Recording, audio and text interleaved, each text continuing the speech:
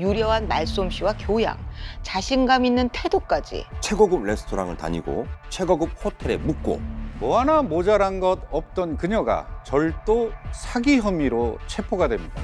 이름, 가족, SNS에 올라온 모든 것들이 다 가짜였던 거죠.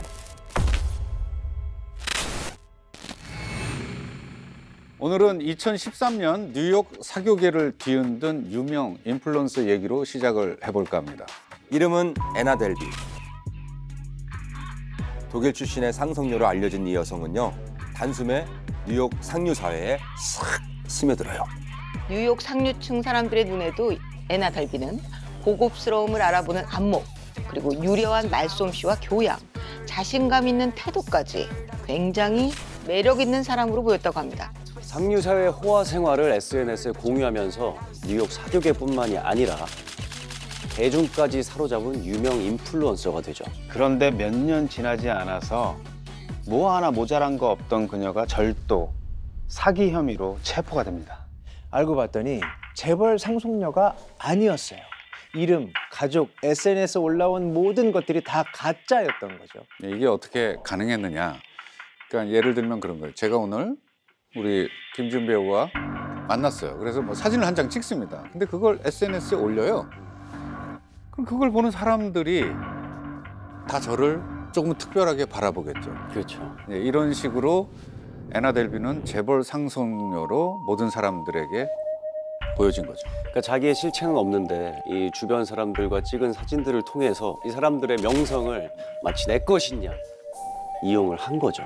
근데 사실 애나는 당시 빈털터리에 가까웠대요. 그런데도 최고급 레스토랑을 다니고 최고급 호텔에 묵고 뉴욕에서 초호화 생활이 가능했던 거는 친구로 지내기 시작한 상류층 지인들이 대신 지갑을 열게 만들었기 때문입니다. 대단한 능력입니다. 네. 상속받을 돈이 은행에 묶여있다. 그녀의 말을 사람들이 다 믿은 겁니다. 왜냐하면 이미 이 애나가 재벌 상속녀라는 것은 그들에게 의심할 여지가 없는 단단한 사실이었으니까요. 네. 실체가 밝혀진 후에 애나는 법정에 선 모습으로 더 화제가 됐습니다. 대단했죠. 법정에 설 때마다 헐리우드의 유명 스타일리스트와 함께 어떤 옷을 입을지 정했다고 합니다. 당연히 명품들이었고요. 그 옷들은 SNS에서 애나 델비의 법정 룩이 인기템으로 등극했다고 하더라고요. 그러니까 이게 재판을 받는 와중에도 이 모습들이 언론에 나가게 되니까 이거를 SNS로 관리를 하자 이런 생각을 한 거죠.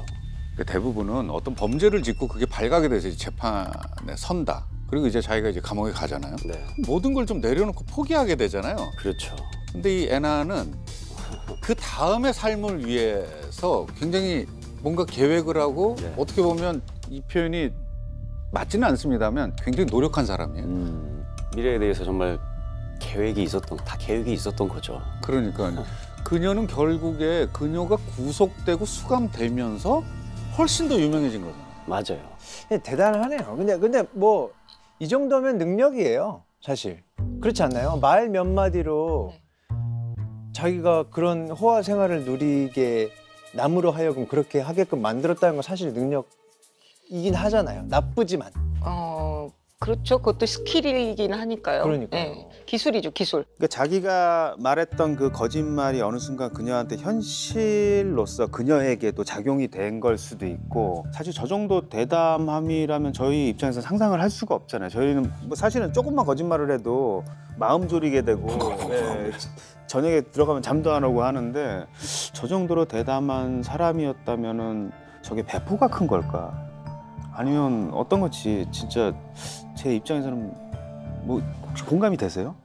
저요? 네. 저도 남을 이렇게 속여본 적이 별로 없어서. 그랬어요? 진짜로요. 많은 대중들 사람들은 이 온라인을 통해서 SNS 상에서의 어떤 모습, 어떤 화려함에 여과 없이 쫓아가는 것 같아요. 맞아요. 그리고 사람들이 보고 싶어하는 모습들이 분명히 존재하긴 하는 것 같아요. 네. 근데 저 사람이 그 모습을 먼저 하고 있어. 그러면 동경하게 되죠. 그렇죠. 그러니까 실체는 어떤지 모르지만 그냥 그 화려하게 포장된 이 껍데기 모습만으로. 한번 생각해 봅시다. 네. 이게 과연 헐리우드나 뭐 뉴욕 사교계에서만 있는 일일까요? 이거 보면 이미 우리 주변에도 많이 일어나고 있는 일일 수 있습니다. 이미 우리 일상 깊숙이 들어와 있는 SNS, 그것을 이용해서 범죄를 저지르는 사람들을 우리는 어떻게 경계해야 할까요? 성공한 인생을 사는 사람들, 그들을 롤모델 삼는 건 뭐 그럴 수 있죠. 값비싼 차, 뭐 집, 이런 겉모습만 보고 무조건적으로 맹신하는 건 독이 될 수 있다는 거. 조금만 더. 아, 그래. 조금만 더 우리 안에서 자체적으로 좀 더 세심하고 정교한 필터링이 있다라면은 막을 수 있는 것들도 많지 않을까라는 생각이 듭니다. 홍수처럼 쏟아지는 SNS 속 부자 인플루언서. 그 중에서 진짜와 가짜를 가려내는 힘은 당신만의 중심을 찾는 것에서부터 시작됩니다. 잊지 마십시오. 행복은 멀리 있지 않습니다.